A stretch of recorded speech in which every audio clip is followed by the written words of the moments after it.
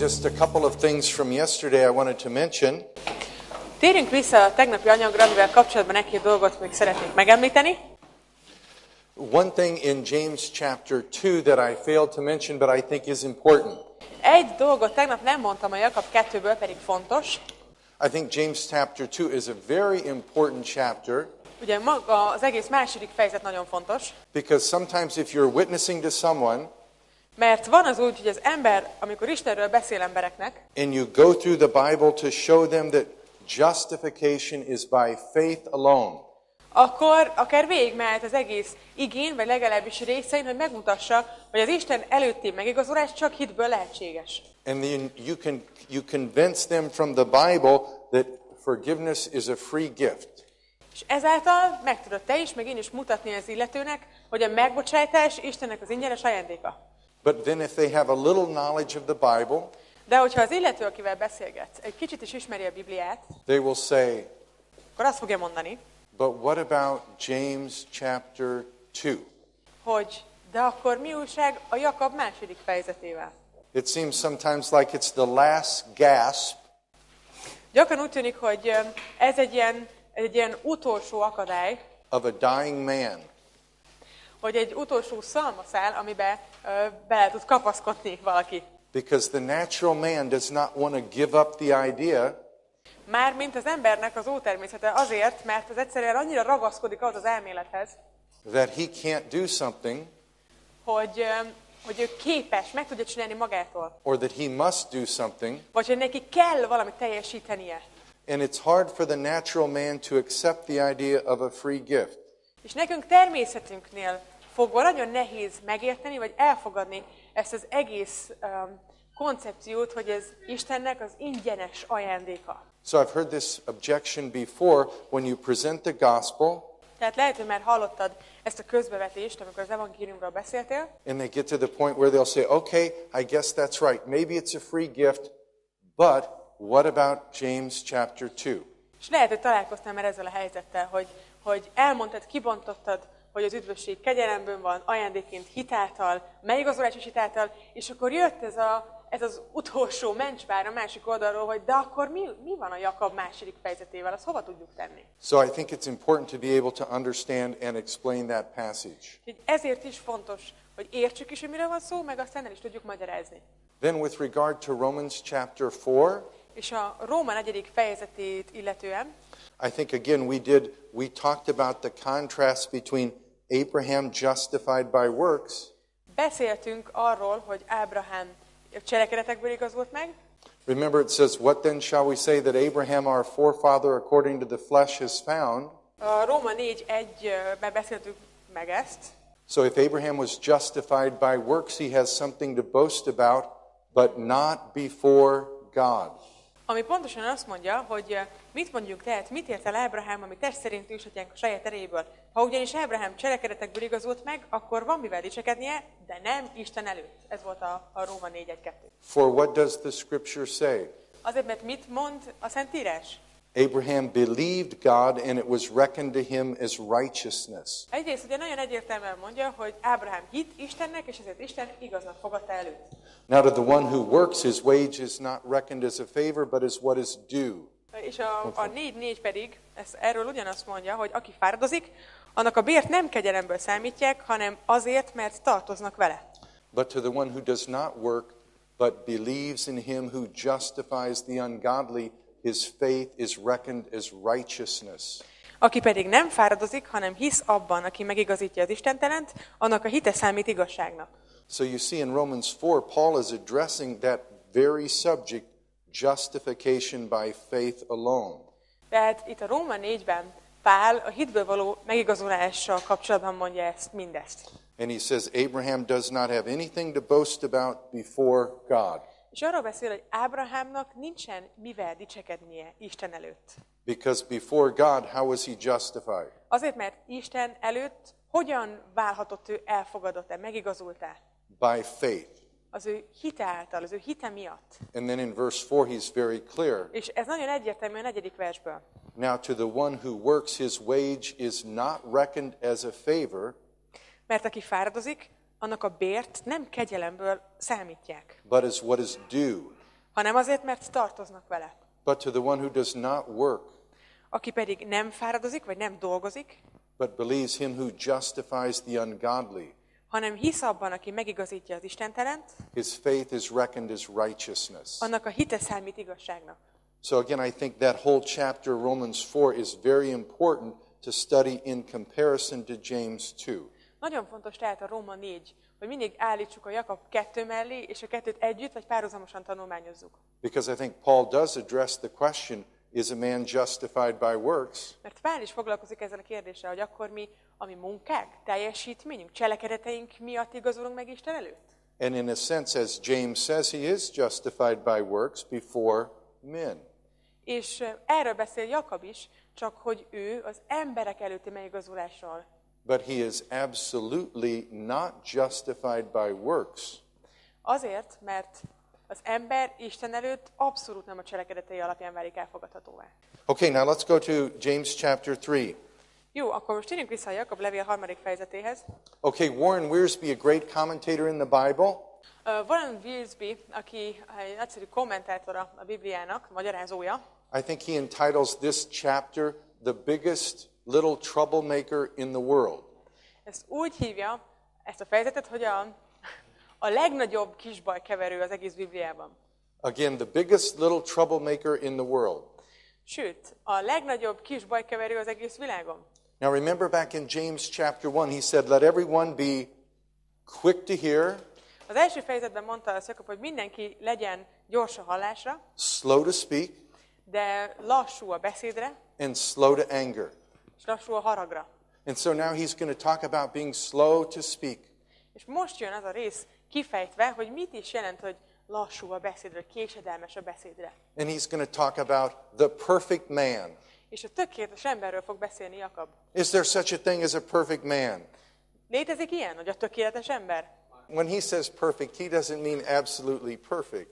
Amikor a tökéletes emberről beszél Jakab, akkor nem úgy gondolja, hogy a teljes mértékben abszolút tökéletes. He doesn't mean sinless. Nem olyan értelemben mondja ezt, hogy teljesen bűntelen ember, But he does mean mature. hanem úgy gondolja, hogy az igazán érett ember. Okay, what is a perfect man? What would be a perfect woman? Na ki akkor a tökéletes, vagy az igazán érett férfi, avagy nő? Okay, verse 1. Let not many of you become teachers, my brethren, knowing that as such we will incur a stricter judgment. Testvéreim, ne legyetek sokan tanítók, hiszen tudjátok, hogy súlyosabb ítéletben lesz részünk. Again, when he says brethren, you see he's talking to believers. Testvéreim, tehát ismét hangsúlyozom, hogy hívőknek ír Jakab. And I do think in that particular culture, És úgy gondolom, hogy az ő adott kultúrájukban the idea of being a teacher or a rabbi was very esteemed. a tanító vagy a rabbi pozíciója egy igen magas pozíció volt, nagyra becsült ember volt az, aki tanító volt. And it would seem that from the way he writes that many would desire to be a teacher. És ebből az igeversből az úgy néz ki, hogy ez egy nagyon áhított pozíció volt, sokan akartak ezen csoportba tartozni. And I think he does warn that there is a stricter judgment for a teacher. És ezért figyelmezteti Jakab, hogy igen, de legyetek óvatosak, mert a tanítók úgymond szigorúbb ítélet alá esnek. So I think he's saying, let not many of you desire to be teachers. Tehát arra bátorítja őket, hogy ne akarjatok sokan közületek tanítók lenni. We would say that God gives in his church many spiritual gifts. Tudjuk, hogy Isten az ő egyházának sokfajta szellemi vagy lelki ajándékot ad. The Bible teaches that every Christian is a saint. És a Biblia azt tanítja, hogy minden egyes hívő szent. The Bible teaches every Christian is a priest. Sőt, azt mondja, hogy minden egyes hívő papi szerepet szolgál, vagy tölt be. That every work can be a spiritual work. És hogy minden egyes munka vagy tett lehet lelki vagy szellemi jellegű. That all work should be done to the glory of God. És hogy bármit is teszünk, mindent Isten dicsőségére kell tennünk. So the idea that there's two classes of Christians, Tehát az az elképzelés, vagy az a fajta gondolkodás, hogy a keresztényeknek két csoportja létezik, maybe some higher spiritual class, a nagyon lelki keresztények, and some maybe little bit less class, és a kevésbé lelki keresztények. that is not a biblical idea. Ez nem bibliai elképzelés és gondolkodás. Every Christian is a saint. Mert minden hívő, minden keresztény szent, Every Christian is a priest. és minden egyes hívő pap. Every Christian does ministry. És minden hívő szolgálatot végez. And what does it say in Proverbs? Mit mond erről a példabeszédek? Do you see a man skilled in his work? Hogyha láttok munkájában tehetséges embert, He will stand before kings. akkor az a királyok elé fog állni, vagy királyok előtt fog megállni. He will not stand before obscure men. És nem átlag ember előtt. So I think whatever we try to do, Tehát, ezt azért mondom, hogy bármit is csinálunk, vagy akarunk csinálni, we should try to do a great job. az kell legyen a hozzáállásunk, hogy én ezt nagyszerűen akarom elvégezni. So I don't think James is in one sense discouraging people who are teachers from being teachers. És úgy gondolom, hogy itt nem arról van szó, hogy Jakab próbálja lebeszélni a már tanítókat arról, hogy tanítsanak. If someone has a gift of teaching, they should be a teacher. Mert hogyha valaki a tanítás ajándékát kapta, akkor tanítson. But on the other hand, I don't think he wants people to think Viszont azt sem gondolom, hogy Jakab azt akarta mondani, that by itself makes you spiritual. hogy csak azért, mert tanító vagy, lelkibb vagy jobb hívő vagy, mint az összes többi ember. What makes you spiritual is Mert mitől lelki valaki? letting the word of Christ richly dwell within you, Attól, hogy gazdagon lakozik ő benne a Krisztus beszéde. obeying him, És Istennek engedelmeskedik, and letting your light shine before men. és sugározza Istennek a világosságát a környezetében. You could have a gift of teaching. És lehet, hogy te is a tanításnak az ajándékát kaptad. What does he say in 1 Corinthians 13? You could know all mysteries and all knowledge. Az 1 Korintus 13-ra gondoljatok, hogy lehet, hogy minden ismert a tudásodban, a birtokodban van. And if you have not love, it profits you nothing. De hogyha szeretet nincs benned, akkor semmi vagy. You could have a gift of teaching És lehet, hogy a tanítás ajándékát kaptad, and be a crook, és emellett lehetsz hasztalan. and you wouldn't be spiritual. Azért, mert hiába vagy jó tanító, ha mellette gonosz és szeretetlen vagy, akkor mi a haszna? So I think he's just making a little warning here.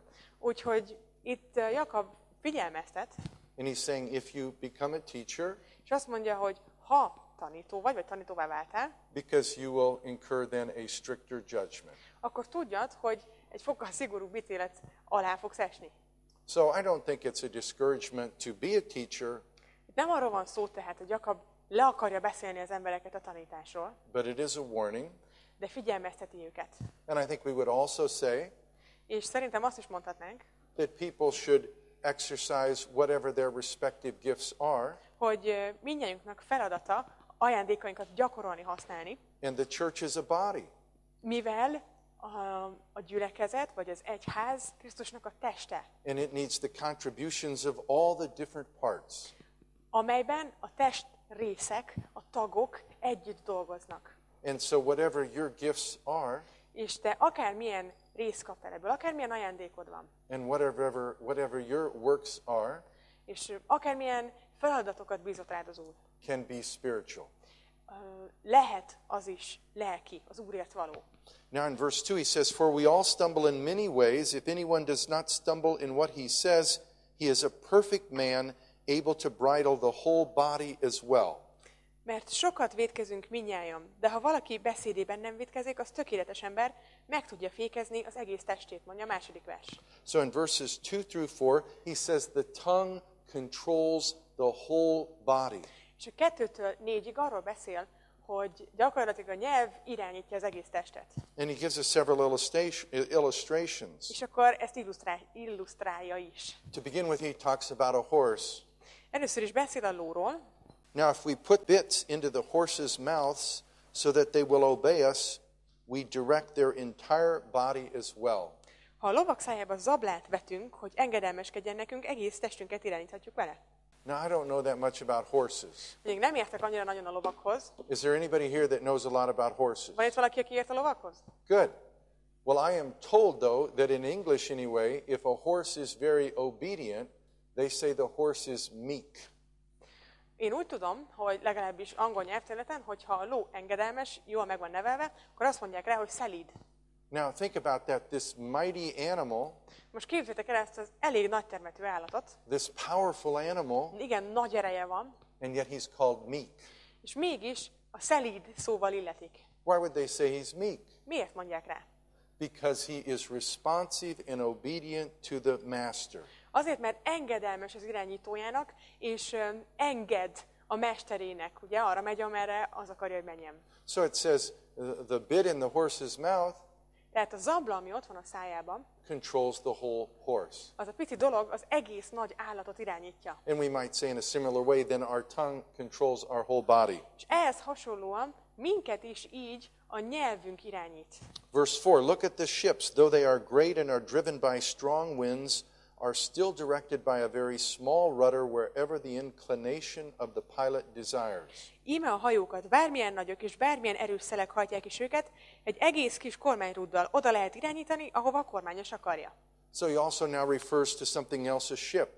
Most ugyanarról beszélünk, csak máshogy, itt a hajó képe. And the ship is a giant creation. Ami egy óriási tákolmány, tehát egy igen nagy hajót képzeljétek el. And it is also subject to strong winds, outside forces.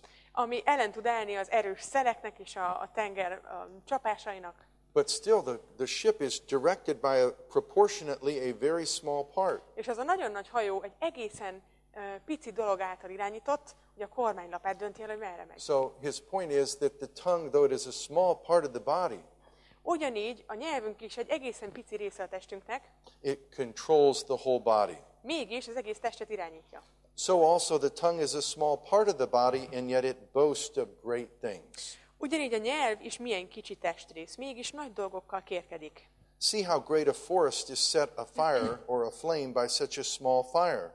Íme egy parányi tűz milyen nagy erdőt felgyújthat. Now in verses 5 through 6 he will say that the tongue can defile the whole body.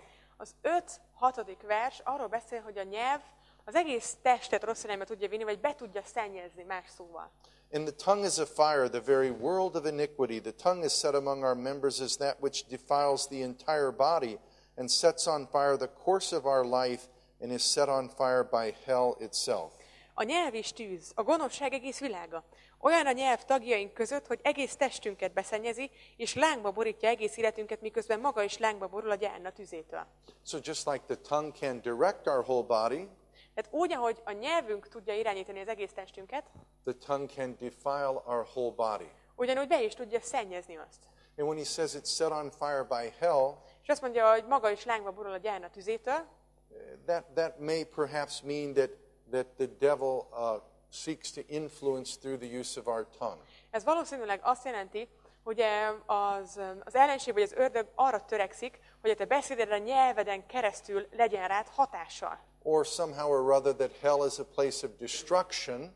Vagy azt is jelentheti, hogy mivel a pokol a pusztulásnak a helye, so we are being influenced by that destructive force. amikor a nyelvünk rosszat beszél, akkor gyakorlatilag ezen pusztító hatás alá kerülünk. Now verses 7 through 8 say the tongue is untamable. A 7. és a 8. vers arról beszél, hogy a nyelvet kiszelídítheti meg. For every species of beast and birds, of reptiles and creatures of the sea is tamed and has been tamed by the human race. Mindenfajta vadállat és madár, csúszómászó és tengeri állat megszelídíthető, meg is szelídíti az ember. We can see people who tame lions. Ugye mindjárt ismerünk, vagy legalább láttunk oroszlán idomárokat, akik megszelídítik azt. Evidently there are people who can charm cobras. Sőt, vannak olyanok, akik így a kígyóbűvölők, a kígyókkal is tudnak bánni. But he says it's not possible to tame the tongue. Viszont itt azt mondja az ige, hogy a nyelvet viszont nem lehet megszelídíteni. Verse 8, but no one can tame the tongue.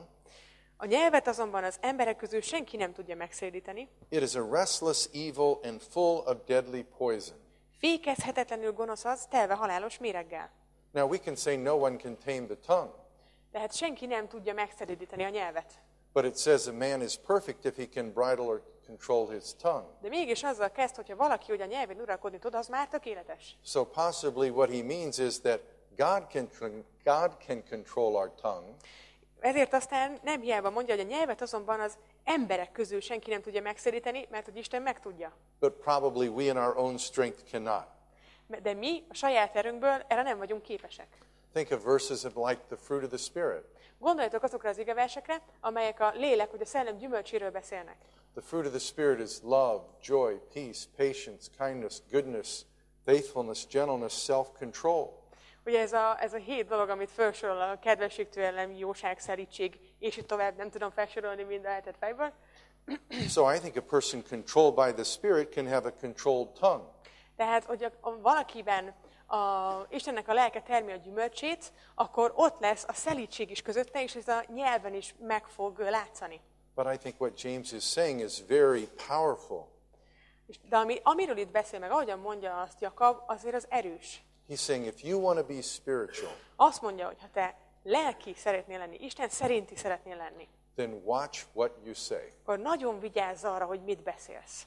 Verse 9, it says here that the tongue is very inconsistent. A 9. verstől pedig arról beszél, hogy a nyelv nagyon következetlen tud lenni. It says, with it we bless our Lord and Father, and with it we curse men who have been made in the likeness of God.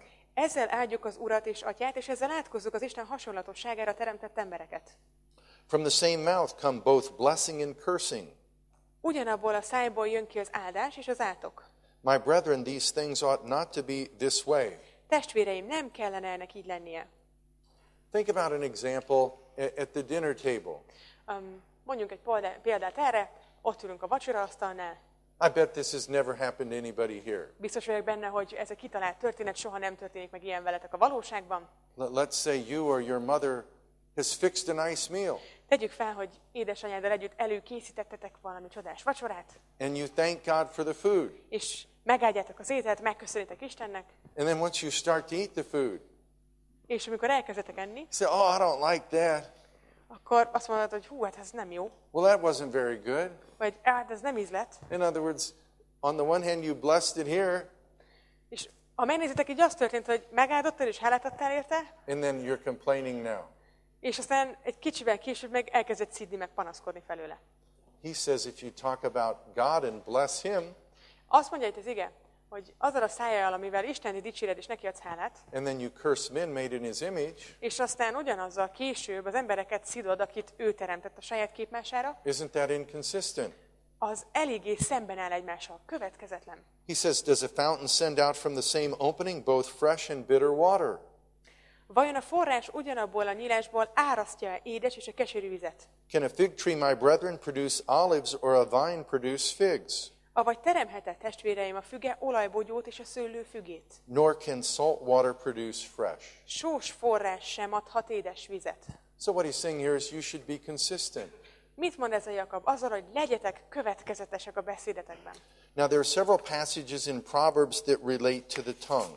Nagyon sokat beszél erről a témáról a példabeszédek könyve. As a matter of fact, there are many of them. Számos ilyen igeverset találhatunk. We could read many, but I just chose a few that I think would help. Jó párat felolvashatnék most itt, de csak párat választottam ki, ami szerintem hasznos lesz. In Proverbs 18:21, Így például a 18:21, it says, death and life are in the power of the tongue, élet és halál van a nyelv hatalmában. and those who love it will eat its fruit. Amelyiket szereti az ember, annak a gyümölcsét eszi. Proverbs 10:19, Vagy a 10:19. when there are many words, transgression is unavoidable, A sok beszédnél elkerülhetetlen a tévedés. but he who restrains his lips is wise. De az eszes ember vigyáz a beszédére. Verse 17:28, Vagy a 17:28. even a fool, when he keeps silent, is considered wise. Még az ostobát is bölcsnek gondolják, ha hallgat, When he closes his lips, he is counted prudent. és értelmesnek azt, aki csukva tartja a száját. So if you want to make a good impression Tehát ha jó benyomást akarsz kelteni, and you don't know what to say, és nem tudod, hogy mit kéne mondanod, don't say anything. akkor maradj csöndben. People will think you're much smarter than you may be. És akkor az emberek okosabbnak, meg bölcsebbnek fognak gondolni annál, mint milyen állapotban te vagy. I had an older man in our church. Járt egy idősebb ember a gyülekezetünkbe, He said his father used to always say to him, és azt mondta, hogy ő mindig azt hallgatta az édesapjától, never miss a chance hogy sosem hagyd ki az előtted álló, vagy előtted tárulkozó lehetőséget arra, to keep your mouth shut. hogy befogva tartsd a szád. So we kind of kid around about that. Úgyhogy ezzel sokat viccelődünk azóta is. But you can see, though, there's truth. Viszont látjátok, hogy ebben van igazság. Proverbs 26:20. Vagy akkor nézzük meg a 26. fejezet 20. versét. For lack of wood, the fire goes out. Már is. Ha elfogy a fa, kialszik a tűz.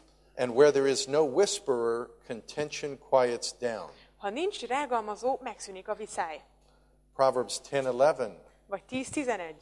The mouth of the righteous is a fountain of life. A 10:11 azt mondja, hogy életnek forrása az igaz ember szája, But the mouth of the wicked conceals violence. de a bűnösök szája erőszakot rejteget. And the big problem with the tongue is that it reveals the heart. Az egyik legnagyobb veszélye úgymond a nyelvnek, hogy feltárja, hogy mi van a szívedben, milyen a szívednek az állapota. Matthew 12:34 we read. A Máté 12:34-ben a következőt olvassuk, For the mouth speaks out of that which fills the heart. hogy a szív teljességéből szól a száj. So really, if we've got a problem, Tehát, hogyha valamilyen problémánk van, we might say, well, maybe if I have a tongue problem, I need to go to an ear, nose, and throat doctor. tehát valami baja van a nyelvemnek, akkor mondjuk gondolkodhatok úgy is, hogy elmegyek a fül-orr-gégészhez, But you probably really need to go to a cardiologist. pedig ezek alapján, amikor a nyelveddel van baj, akkor igazából a kardiológushoz kéne fordulni. Because you have a heart problem. Mert igazából a szíveddel van a gond. So he's saying here, the mouth speaks out that which fills the heart. Tehát a száj a szív teljességéből szól. In, I think it's Mark 15:18, És ha minden igaz, akkor a Márk 15:18 mondja, and it's probably Matthew 15:18. de az is lehet, hogy a Máté. But the things that proceed out of the mouth come from the heart, and those defile the man. Ami arról beszél, hogy azt szennyezi be az embert, ami a száján kijön, nem pedig ami bemegy, azért, mert ami a száján kijön, az a szívéből ered, és azt szennyezi be. Colossians 4:5 and 6. A Kolossi 4:5, és a 4-ből az 5. és a 6. vers. Conduct yourselves with wisdom toward outsiders, making the most of the opportunity. Azt mondja, hogy bölcsességgel legyetek a nem közétek tartozókkal, hogy minden lehetőséget jól ki tudjatok használni. Let your speech always be with grace, És beszéljetek mindig kegyelmesen, vagy szeretettel telve, seasoned as it were with salt, so that you may know how you should respond to each person. azért, hogy mindig tudjátok, hogy kinek mit kell mondani, hogy ízesen, vagy szó szerint azt mondja, hogy megsózva tudjatok beszélni az emberekkel. And then in Ephesians 4:29, let no unwholesome word proceed from your mouth, Az Efézus 4:29 azt mondja, hogy vigyázzatok, hogy semmilyen káromló vagy rossz beszéd ne hagyja el a szátokat, but only such a word as is good for edification, hanem mindig olyat mondjatok, ami épülésére van annak, aki hallja. according to the need of the moment, Annak megfelelően, amire éppen szükség van abban a pillanatban. that it may give grace to those who hear. Azért, hogy ez kegyelmet, épülést jelentsen azoknak, akik hallják. So again, I would say power, we would say the power of life and death is in the tongue. Tehát élet és halál hatalma, vagy ereje a nyelv hatalmában van. And I think about trying to encourage people. Úgyhogy a bátorítással kapcsolatban mondom. There's some people we might say in life who are destroyers. Biztos találkoztatok ti is olyan emberekkel, akiket leginkább úgy tudnak jellemezni, hogy pusztítók, But there seem to be far fewer people who are builders. és biztos kevesebb embert ismertek, akit meg úgy hívhatnátok, hogy az építők vagy a bátorítók. The Bible calls us to be builders. Az ige viszont arra hív, hogy mi legyünk az építő emberek, vagy a bátorítók. And it says we are to edify or build up one another. Azért, hogy arra törekedjünk, hogy egymást is segítsük, bátorítsuk, felépítsük. So I would encourage you, Úgyhogy bátorítalak téged ma, don't use your tongue to destroy, hogy ne arra használd a beszédedet, hogy másokat lehúz vele, tönkre tegyél vele, but use your tongue to encourage. hanem mindig arra, hogy bátorítsd, Use your tongue to build up. hogy felépítsd. You could say something maybe funny sometime, És van az úgy, hogy az ember vicceset akar mondani, but if it made somebody else feel bad, is it worth it? de hogyha ez a vicc arra épül, hogy valakinek a kárára van, vagy valakinek a rovására, akkor az mégsem volt építő, nem volt haszna.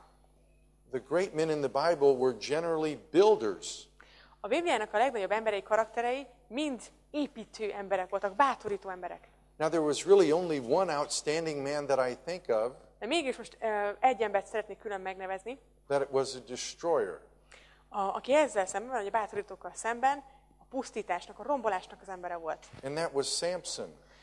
Sámson volt ez az ember. And he destroyed things all the time. Mert ő akármerre ment, mindig pusztított. And even in his death, he destroyed the temple. Sőt, még a halálakor is, ugye ott azt a bálvány templomot tönkretette. But I think we'd have to say he was a pretty unhappy man. És azt hiszem mondhatjuk is róla, hogy boldogtalan ember volt. I would say God encourages his people to be builders. És ezzel ellentétbe állítva mondanám, hogy Isten mindenkit arra hív, hogy a bátorítás embere legyen.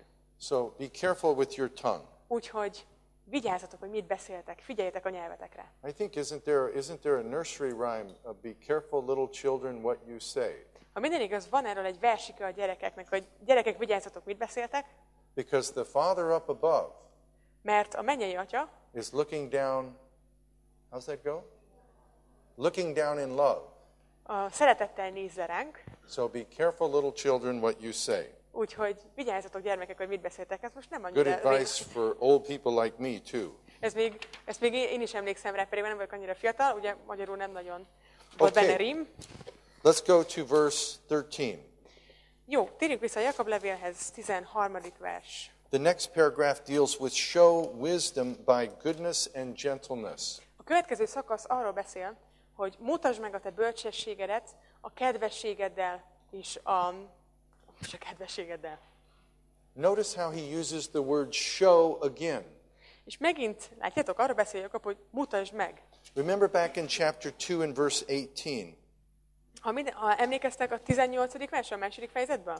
He says, show me your faith. Arról beszél, hogy mutasd meg a te hitedet. And so now he's going to talk about showing again. És most megint arról lesz szó, hogy mutasd meg. Who among you is wise and understanding? Let him show by his good behavior his deeds in the gentleness of wisdom. Kicsoda bölcs és értelmes közöttetek. Mutassa meg a magatartásával, hogy mindent bölcs szelídséggel tesz. So again, even though James is a hard book to outline, Habár a Jakab levelét elég nehéz vázlatolni, there are some consistent themes that run throughout the book. Észrevehető, hogy vannak visszatérő témák a levélben. I was trying to think, is there an easier way to remember? Azon gondolkodtam, hogy hogyan lehetne a legegyszerűbben ezt megjegyezni, megtanulni. So in most outlines, you have an introduction or a greeting. A legtöbb vázlat úgy kezdődik, hogy bevezetés, üdvözlet. Then you have your imperative in chapter 1. Aztán jön az első fejezetnek a tanítása, vagy a felszólítása. Then it says, prove yourselves. És aztán azt mondja, hogy mutassátok meg, bizonyítsátok be. Then in chapter 2, it says, do not be partial. Aztán a második fejezet azt mondja, hogy ne legyetek személyválogatók. Then it says, show your faith. És aztán azt mondja, hogy mutassátok meg a hiteteket. Then it says, control your speech. És aztán azt mondja, hogy vigyázzatok a beszédetekre. Then it says, show your wisdom. És végül az, hogy mutassátok meg a bölcsességeteket. So you see, you have prove, show, and show. Tehát bizonyítsd, mutasd, mutasd.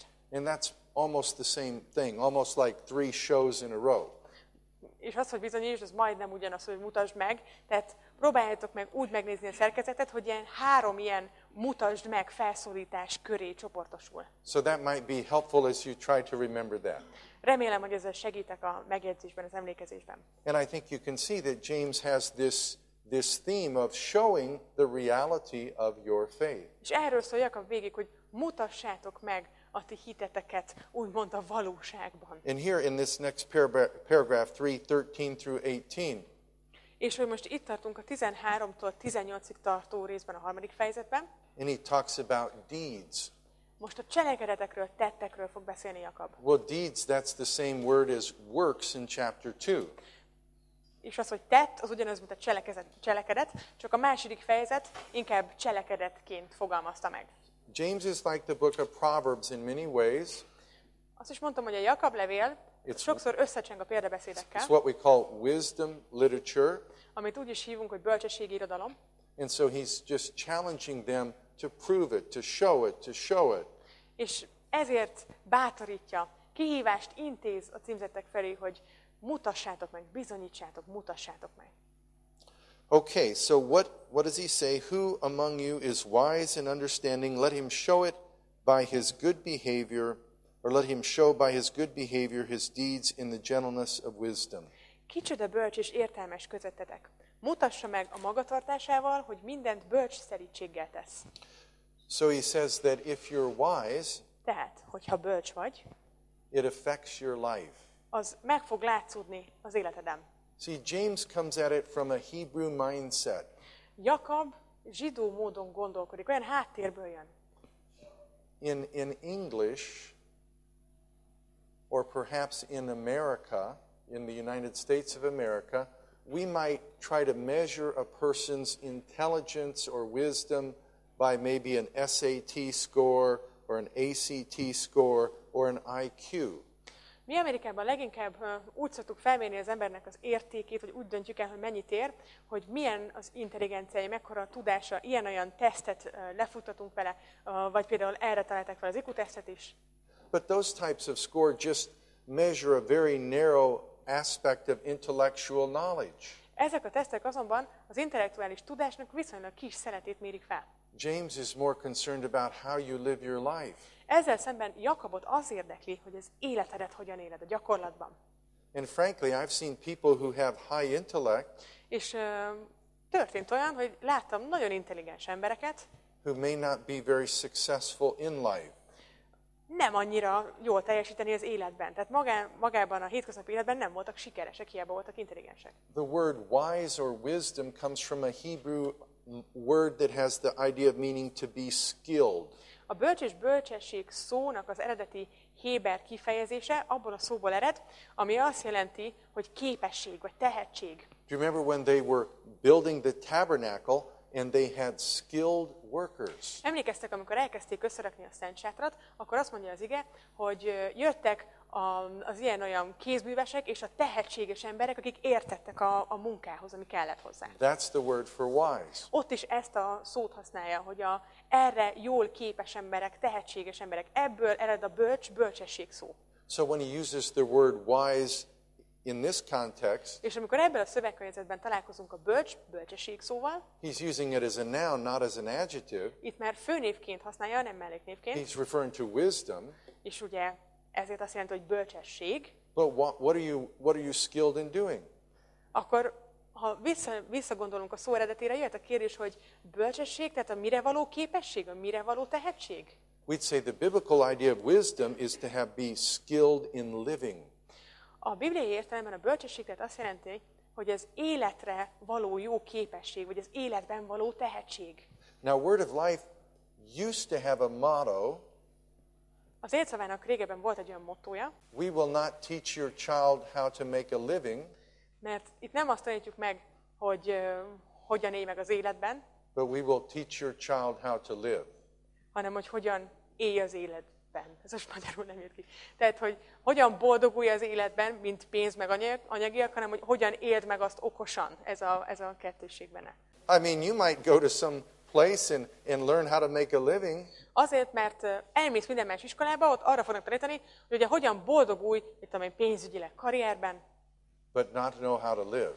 viszont az, hogy hogyan élj bölcsen, magáról az életnek a megéléséről nem tanítanak. And I think the Word of God helps us to know how to live. És úgy gondolom, hogy ebben az útmutatás Istennek a beszéde.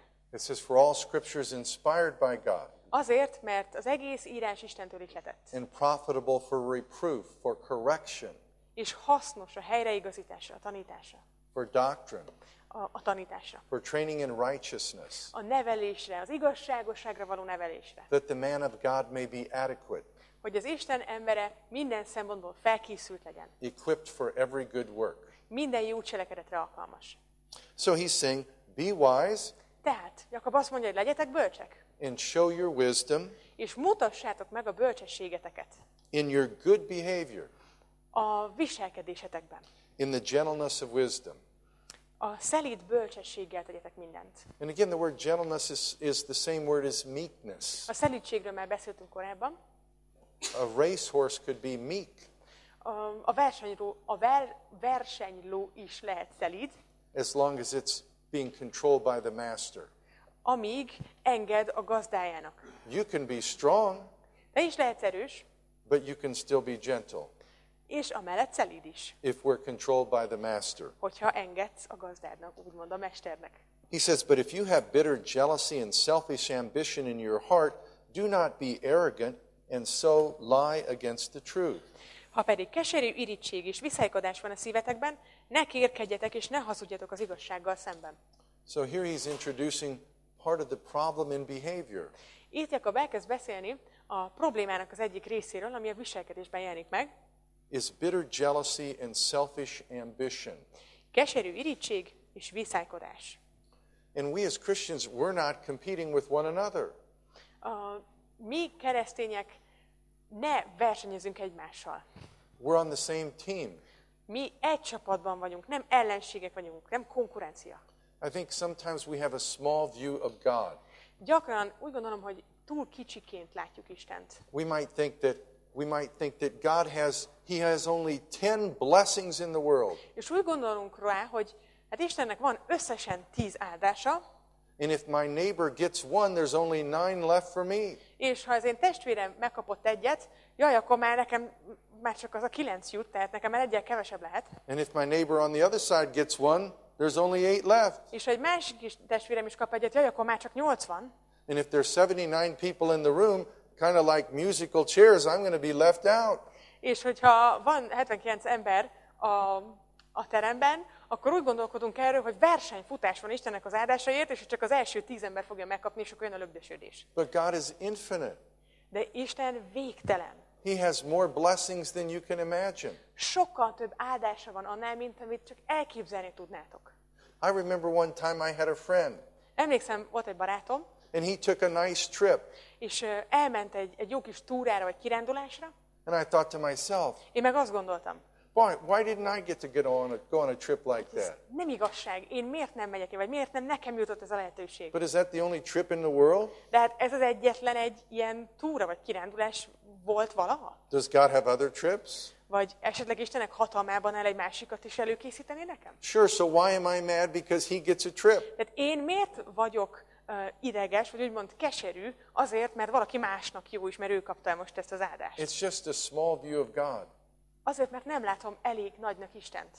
God has plenty of blessings. Isten bővelkedik az áldásokban. So rejoice with those who rejoice. Úgyhogy örüljetek az örülőkkel. So again, we're not competing. Tehát nincsen versenyhelyzet. Do you remember the passage in Numbers where Moses was worn out? Emlékeztek a 4 Mózesben arra a részre, ahol Mózes elfárad, kifárad. And God said, Moses, I'm going to give you some help.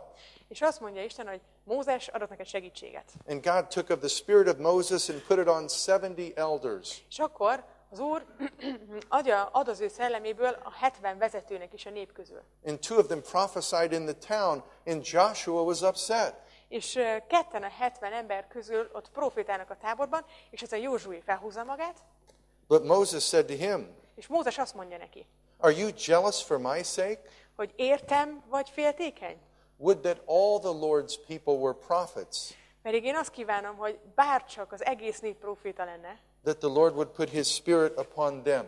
hogy mindenkin rajta lenne Istennek a szelleme. So was Moses threatened because other people received the spirit? Mózes pozíciója veszélybe került, amiatt, hogy ez a 70 ember még kapott lehetőséget, meg Istennek a szellemét? Moses was happy. Nem, Mózes nagyon örült neki. Those guys will help me work. Ugyanis ezek az emberek az én segítségemre lesznek. They will mondja take some Mózes. of the burden away from me. És le fognak venni terheket a vállamról. So I think that's the idea here. Tehát én úgy gondolom, hogy pontosan erről van szó itt is. Then in verse 15, this wisdom is not that which comes down from above, but is earthly, natural, demonic. Ez a bölcsesség nem felülről jön, hanem földi, testi és ördögi. So to be bitter with jealousy and have selfish ambition, that's not from God. Mert a keserű irigység van és viszálykodás, az nem Istentől van, ez az állapot és az a hozzáállás. Now, I don't think he's saying you shouldn't be ambitious in your life and want to accomplish good things. És nem arra van szó, hogy az ember ne szeressen semmit, és hogy ne legyen ambíciója vagy terve, valami, amit el szeretne érni az életben. But I think he's talking more about being jealous and being covetous about what others have. Hanem inkább arról van szó, hogy hogyan áll ahhoz, ami a többiekkel történik, vagy ami a többieknek adatik. Hogy én irigylem, vagy félek, hogy akkor most már nekem kevesebb lesz azért, mert neki van valamilyen. For where jealousy and selfish ambition exist, there is disorder and every evil thing. Mert ahol irigység van és viszálykodás, ott zűrzavar és mindenféle gonosz tett található. And God is not a God of confusion. Isten nem az összezavarodottságnak az Istene, vagy a rendetlenségnek az Istene. God is not a God of chaos. Nem a káosz Istene. Remember in Genesis 1:2 it says the earth was formless and void. Emlékeztek az 1 Mózes 1:2 úgy beszél a földről, mint ami kietlen és puszta volt. It was chaotic. Gyakorlatilag káosz uralkodott rajta. But God brought order out of the chaos. És Isten pedig megteremtette a rendet a káoszból. In 1 Corinthians 14 says God is not a God of confusion or chaos. És az 1 Korintus 14 is erről beszél, hogy Isten nem a rendetlenség és a káosz Istene. So he says when there's bitter jealousy and selfish ambition, that introduces chaos into the people of God. És amikor a keserű irigység, meg a viszálykodás, meg az önző ambíció uralkodik, akkor az pont az isteni rendnek az ellentéte, az a káoszt fogja megalkotni. But the wisdom from above is first pure, A felülről való bölcsesség először is tiszta, then gentle, peaceable, full of mercy and good fruits, unwavering, without hypocrisy. azután békeszerető, méltányos, engedékeny, irgalommal és jó gyümölcsökkel teljes, nem részrehajló és nem képmutató. And being pure is not just one of many virtues. És a tisztaság az nem arról van szó, hogy a sok, mondjuk úgy, jó dolognak az egyike. It's a foundation that enables all the virtues to be there. Nem az erényeknek az egyike, hanem az az alap, az a föld, amiből az összes többi erény, mondjuk így, kinő. And the seed whose fruit is righteousness is sown in peace by those who make peace. Az igazság gyümölcse békességben vettetik el azoknak, akik békességet teremtenek. So the fruit of the Spirit is love, joy, peace. Tehát a Szentléleknek vagy a Szellemnek a gyümölcse a szeretet, a békesség, az öröm. Patience, kindness, goodness, faithfulness, gentleness, self-control. És a türelem, és a kedvesség, és a szelídség, és a hűség, és az önmegtartóztatás. So that's what he's exhorting them to. És erre bátorítja Jakab a címzetteket. We're so glad that you joined us for this class hour. I trust that these courses and these accompanying course materials will be a blessing to you as you get to know the Word of God better and the God of the Word. Do you know someone that would benefit from a year of intensive study of God's Word? Maybe you are that person. This year we have students that come from 17 different countries, and we have guest teachers who fly in from all over the world, from seminaries and colleges, just to name a few: Dallas Theological Seminary, Cedarville University, Appalachian Bible College, the Israel Bible Extension in Jerusalem, Israel. I want to encourage you to visit our website, wolhbi.com.